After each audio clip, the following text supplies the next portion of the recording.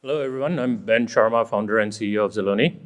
And the topic of our discussion today is how do you rapidly add new data sources to a data platform to drive business outcomes? I'll be co-presenting this talk with Shantanu Sengupta, who is the managing director at Nuveen, which is a TIA company. And we'll look at it from the lens of an ESG use case, so that you can see how Shantanu and his team were able to drive value quickly and provide business outcomes out of the platform. So what is ESG data, and more importantly, what is alternate data? So it's very timely for this discussion because, first of all, we're here in Strata, New York, which is where majority of the investment management companies are. And then also this week is the UN General Assembly and the Climate Action Week, right? And all of you may have heard Greta Thunberg talk about the concerns in UN General Assembly on Monday. So what's happening in the broader space is that investment management companies are realizing that there is a massive shift of wealth that is going to happen in next 10 to 20 years, trillions of dollars that'll change hands from the baby boomers to the next generation, to the new generation that's coming into the workforce. And they're looking at things from a very different lens in terms of not just the financial performance of these companies and how they are able to generate more profits, but also how socially responsible they are, how environmentally responsible they are, how tightly governed they are in terms of various governance aspects and things like that. So these are just some of these new ways of evaluating companies in terms of carbon emissions or carbon footprint, how many environmental incidents a company had, what does their labor look like in terms of labor employment, ratio of men to women in workforce, executive compensation in terms of CEO pay versus pay for an average employee, and things like that. So these are additional metrics that are quite important for making investment decisions as you think about responsible investing. So these are some of the statistics, if you will. So 81% of investors want to make sure that their investments are making a positive environmental impact. 80% of investors want to make sure that their investments are having a positive impact in the society.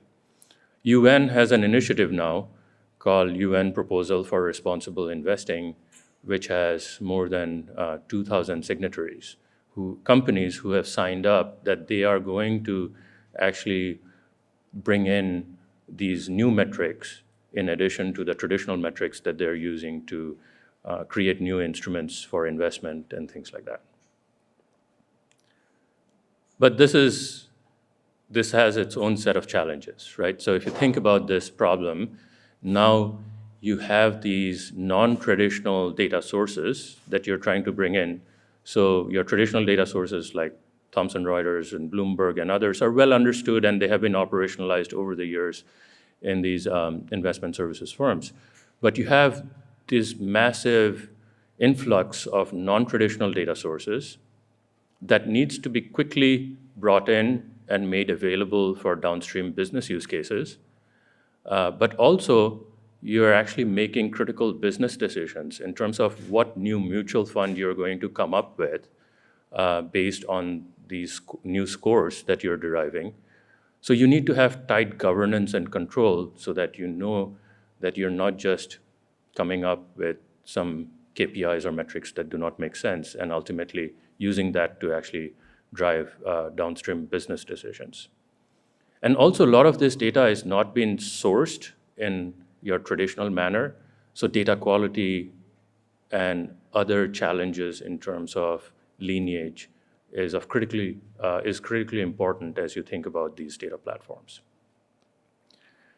So Nuveen, TIA, was able to do this very effectively. Shantanu is going to talk about his journey. And one of the quick wins they had was being able to provide this platform to their business users, because of which they were nominated and they won the CIO 100 Innovation Award. So with that, I'll transition over to Shantanu in terms of him talking about what their responsible investing platform looked like. Thanks. Thank you, Ben. Those of you who don't know about TIA and Nuveen, TIA is a diversified financial services firm, and Nuveen is the asset management division of TIA. We are traditionally a mission-driven firm. As you know, TIA is a non-profit. And as such, the environmental, social, and governance aspects of investing has been integral to our investment process for quite a while. It's picking up steam in the market now, but we have been doing this for almost 100 years. But doing it as a side business versus doing it across the board for the $1 trillion of assets we have is quite different. Because it then requires a solid platform on top of which you can run your analysis and investment processes that incorporates these features. You need many different data sources that are not always structured data, as Ben mentioned. For example, carbon usage, carbon emission, water usage, sustainability metrics, diversity metrics of firms, news reports that detail some of the issues within the firm. For example, the CEO pay, for example, the proxy voting details of the firms, what causes they are supporting and what causes they are not. All this information becomes important and integral part of that investment process.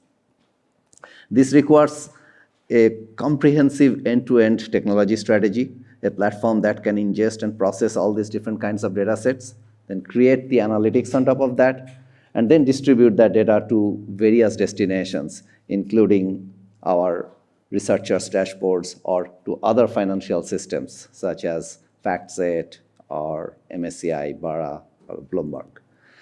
This end-to-end integration process required us to think differently about our technology initiative.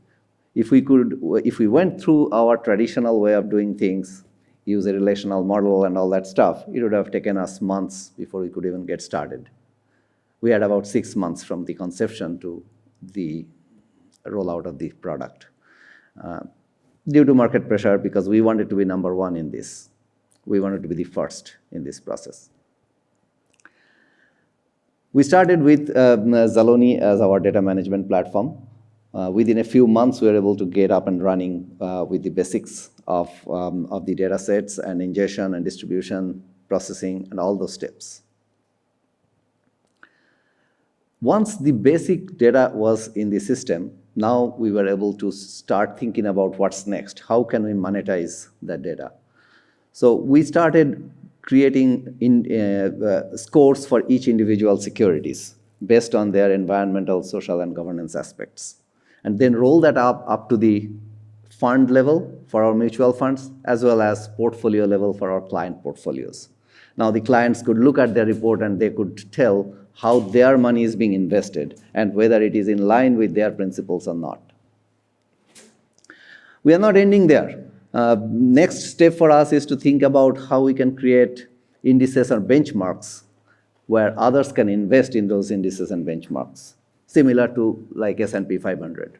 We can create a responsible investment index.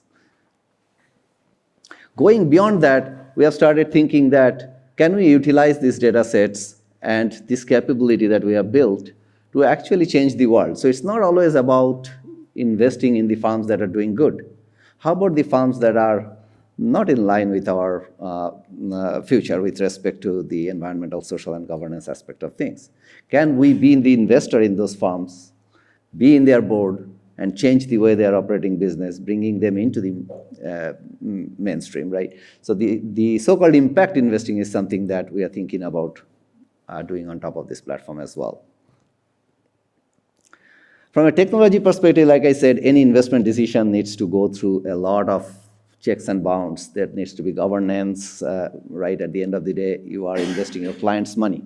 So we needed a platform that could provide us with data cataloging features, with data security features, with data lineage. We had to create a lot of analytics on top of that, so we needed audit trails, how we are creating this analytics out of the system and things like that. A lot of these features were part of the platform that we chose, and that helped us in reducing that cycle time of going to market.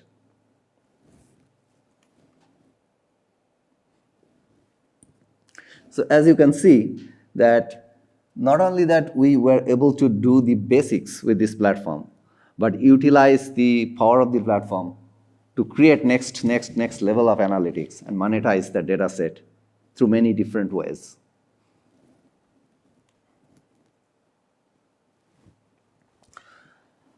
We have three different parts of this. One is the data repository, where we have all the environmental, social, governance information. As I said, a lot of this is unstructured, so we needed a storage that could store rows and columns as well as documents. Right? Many of this information comes as plain PDF documents. For example, the EPA reports, right? For example, the EDGAR reports. We need to store that as well as the traditional information that comes from financial market data providers like Reuters and Bloomberg. Needed to be something that's flexible. On top of that, we created a solution that would help our ESG researchers do their research. Oftentimes, they have proprietary view, materialistic view into these factors. For example, how much weightage should I give to a particular factor, right? If it is a software company, carbon emission is not the big deal for them, so we should probably reduce the weight of carbon emission for software companies. Whereas if it is a manufacturing company, probably carbon emission is a big deal. So we had to create those materiality metrics on top of that, and our ESG research is done using some of the tools that we have built on top of this platform. And then the next level, like I said, is the Strategy Analytics Hub, which takes the information that is in there and then creates new products such as our responsible investment flavors of our mutual funds, or even in future responsible investment index or benchmarks and things like that. There are several benefits, the most important benefit being monetizing some of our data assets, right? We were able to create new products, proprietary ratings, provide better client experience, because they now can look into their portfolio not just from an alpha return perspective, but from many other perspectives as well. It provides a lot of analytical capability. Most importantly, I'll say that while RI platform was created for responsible investment, but we built it in a way that lends itself to other problems in financial research as well. Could pretty much take the same architecture, which we are going to talk about later, and extend that to other areas of business, for example, quant research.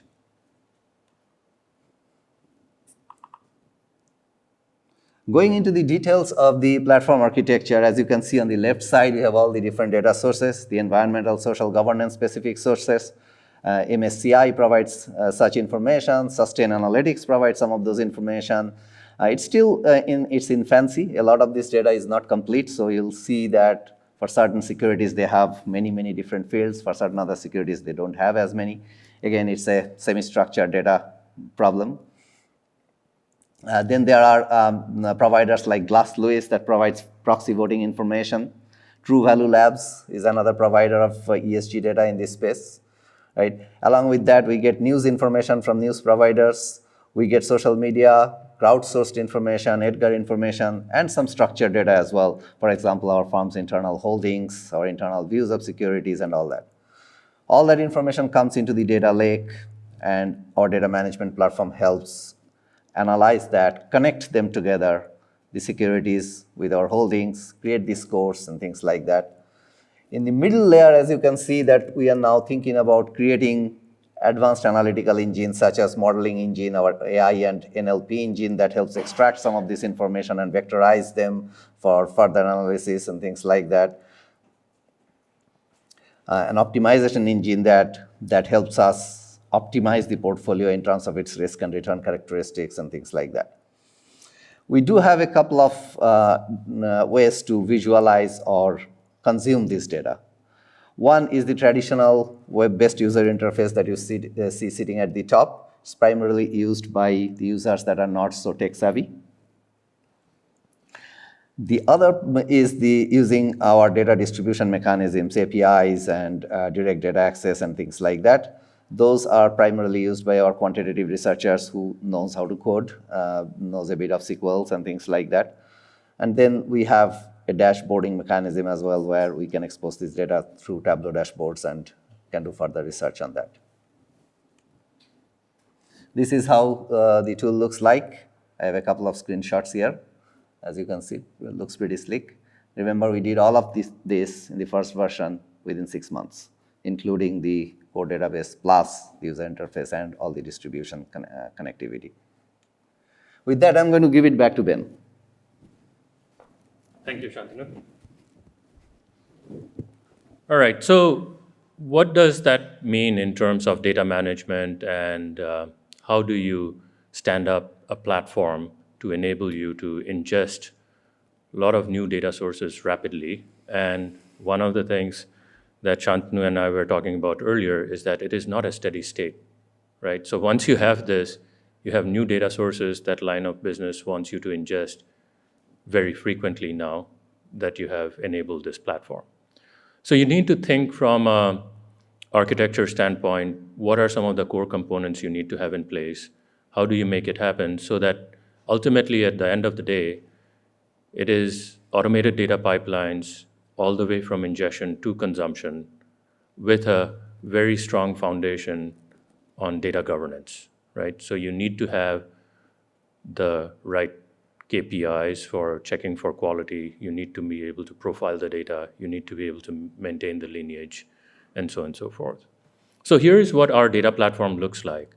So we think about it as all the functions that are needed in the supply chain of data, from ingestion to consumption, and being able to provide in a unified manner with a common metadata foundation so that you're able to connect to different data sources.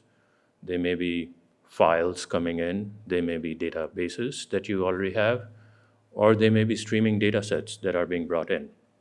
And they may happen on-prem or in the cloud, because this whole world is becoming more and more hybrid and multi-cloud as we speak. So connect or collect data is one of the core functions you need to think about. And then as you bring in this data or as you connect to these data sources, how do you then create a rich set of metadata around these data sets, right? So how do you think about being able to capture the business metadata, which are the attribute definitions and things like that, so that your end consumers can use them effectively? But then also, what's the structure and schema of these data sets, and how do you need to think about storing and being able to query different fields and things like that? But one of the most important aspects that's often missed is also the operational metadata. So what is the quality of this data set? How fresh is this data set in terms of recency of ingest?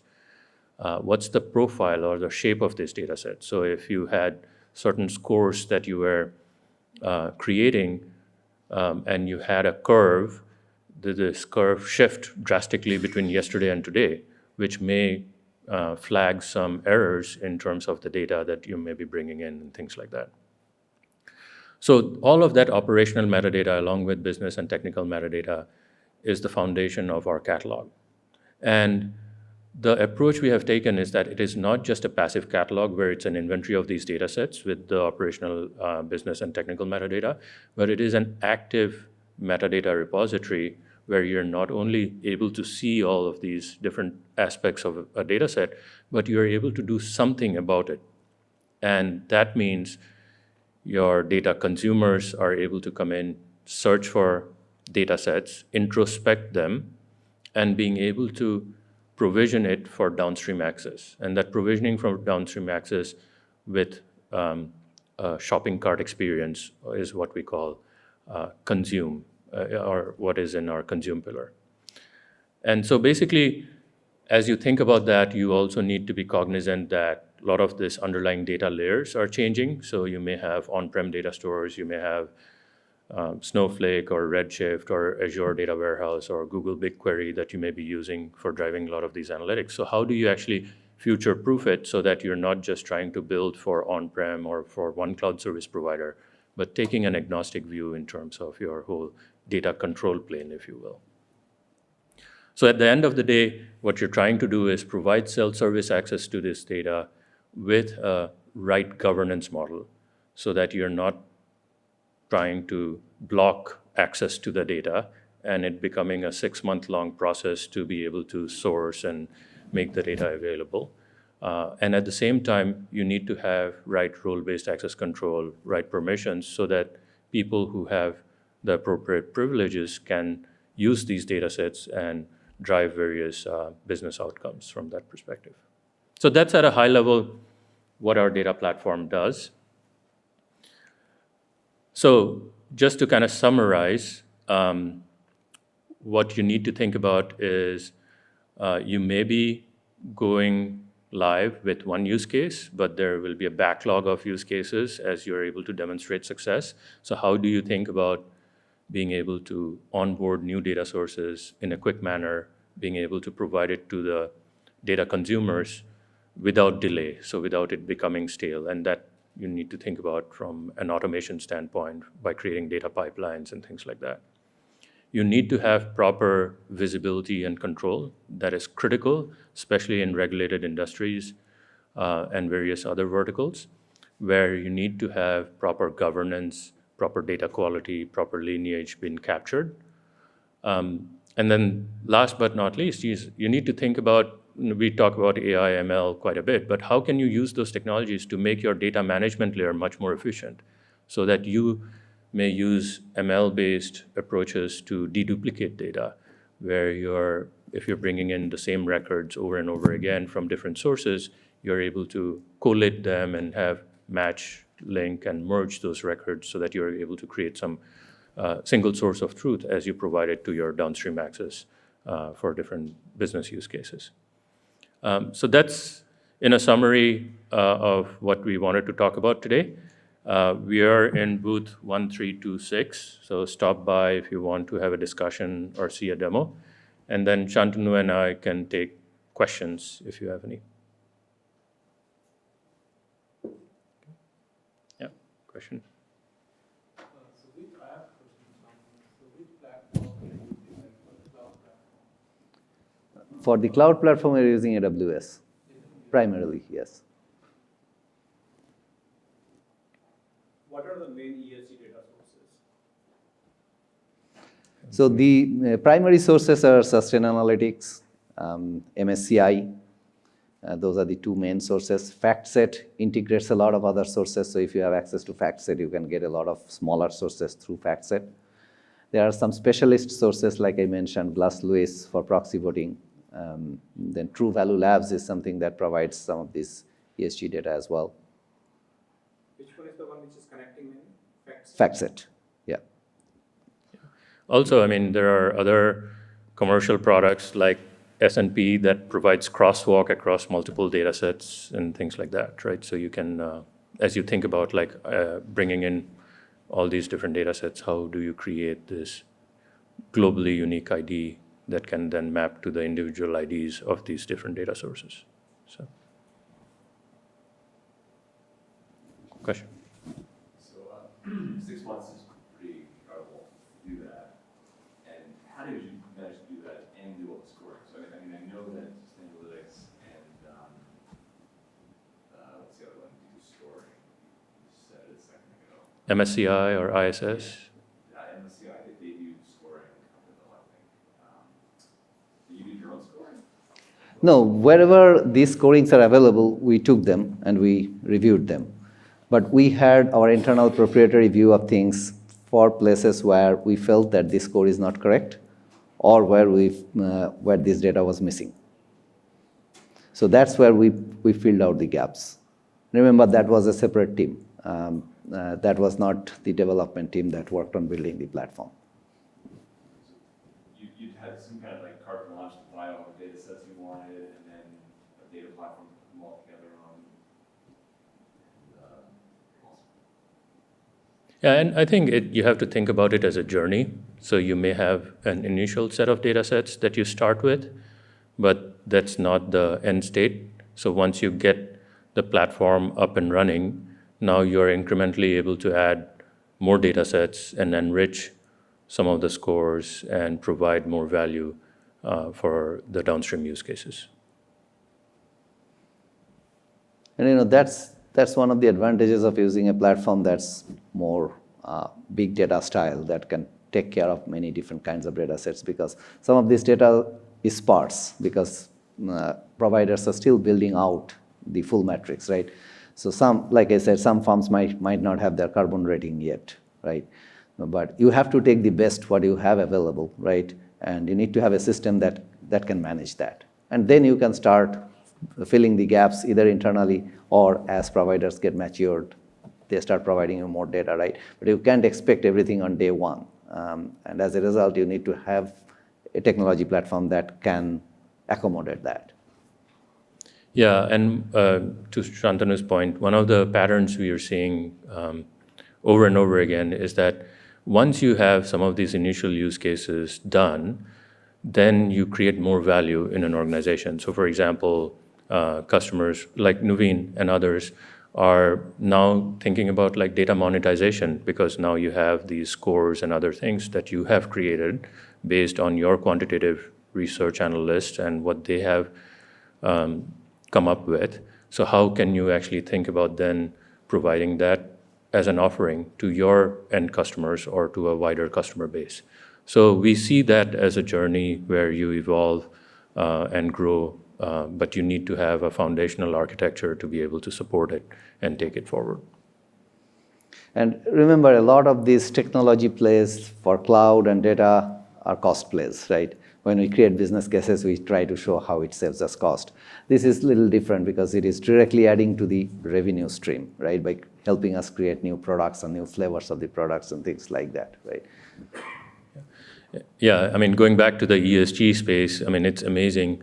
I was just reading an article in MarketWatch this morning where only 4% of the mutual funds available in 401k investments right now have anything related to responsible investing, right? And Nuveen is in the forefront of this, trying to be the leader in the space and then bringing this to the market. So it's creating new opportunities because they're leveraging all these different data sets to bring value to their customers.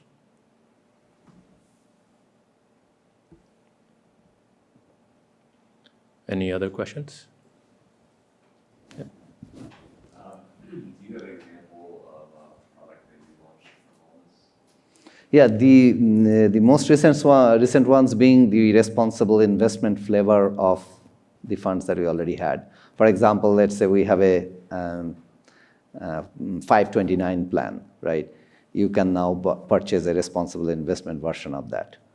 And the other area that we have started using it is our client portfolios. We have a lot of institutional investors that have millions, hundreds of millions of dollars with us, right? They want to see how their money is being invested. So this tool can be used to give them a better view of where their investments are going and how it is helping them change the world.